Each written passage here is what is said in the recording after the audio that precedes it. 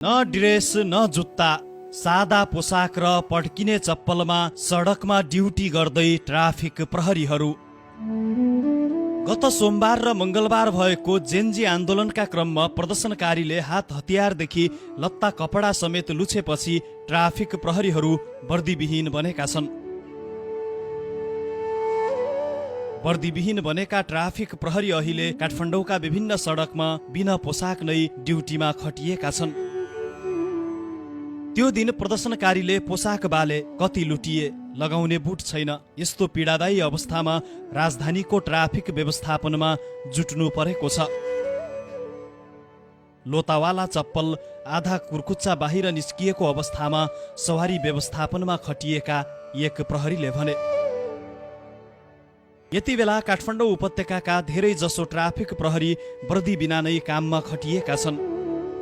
जडीबुटी र बालकुमारीबाट ठूलो समूह आयो।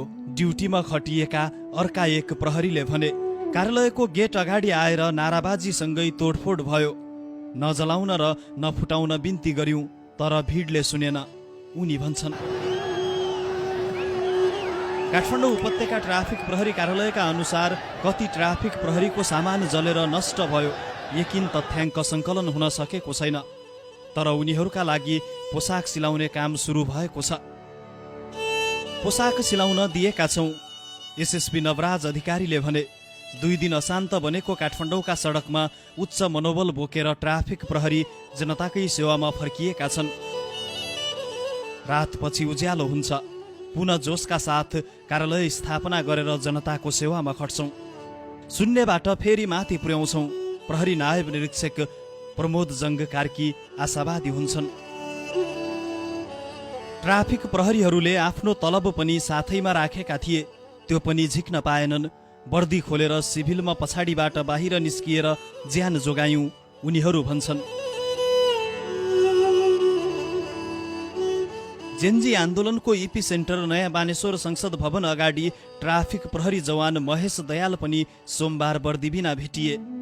23 र 24 गते बानेश्वर रणमैदान बनेको थियो, रक्तपात भएको थियो। त्यही सडकमा उभिएर दयाल ट्राफिक जामलाई व्यवस्थापन गरिरहेका थिए। उनी ट्राउजर र टी सर्ट लगाएर काममा खटिएका छन्। वर्दी जलेर खरानी भयो, यही लगाएको मात्र बाँकी रह्यो, उनले भने। त्यो दिन उनी ट्राफिक परिसरमा थिए। 40-50